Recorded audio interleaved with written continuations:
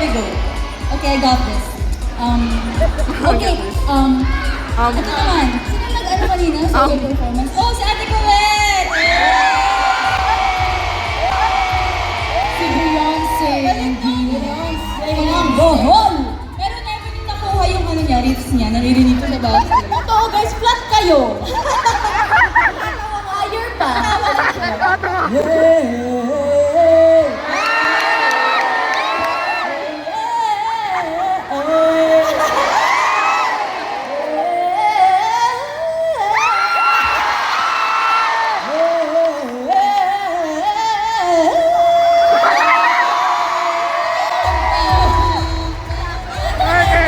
Ay, sabi kulit egg yun. Diyos ko. Pasensya na. Encol. Tuloy na.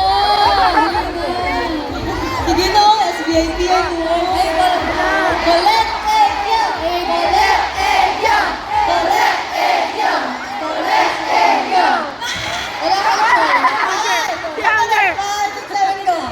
Parang sabi yun. Tumigil kayo.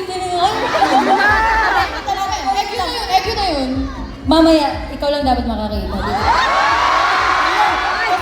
Oo nga, parang ganun. Grabe. Ang daming naka-rainbow. Happy Pride Month! May ng ano, rainbow flag. Makulay ang buhay. Meron nga din nagbigay kay kay Colette, malaking rainbow flag. Tapos ay, ganyan yung mukha ko. Mukha ni Colette.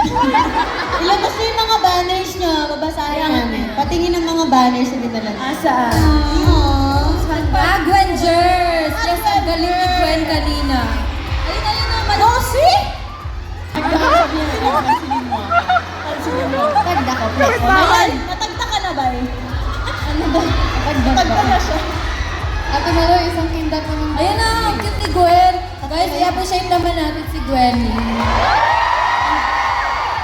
Teka lang, dalawa kami pumasok na mga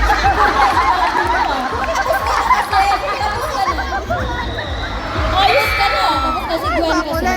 Guys, palakpakan naman natin si Gwen. Alam mo, miss talaga ni Gwen hanggang day 3 concert kahit masama ang pakiramdam. Pero sobrang hindi niya siya makahalata. Grabe yung facial ni Gwen. Nakita ko sa Twitter, yung dulo na yung may rrrr. Paano ba yun? Paano ba yun? Hirap ako na. Wait lang, try ko nga. Ano ba yun? Guys, wait lang. Sista ko, kakantahin niya. Lahat kasi ng prods na sample niya. Naririnig ko siya. Basta. Say hi to me. Top of my toes. Try mo gawin yung sa dulo ni Gwen yung fire. Hindi ko kaya yun. Hindi ko kaya yun. Ha? Ay, hindi nga pala. Okay. Siyempre, ang galing ni Gwen, ang galing ni Colette. Siyempre, hindi lang si Jo ang magaling din tonight. Magaling tayong lahat. Magaling tayong lahat, look.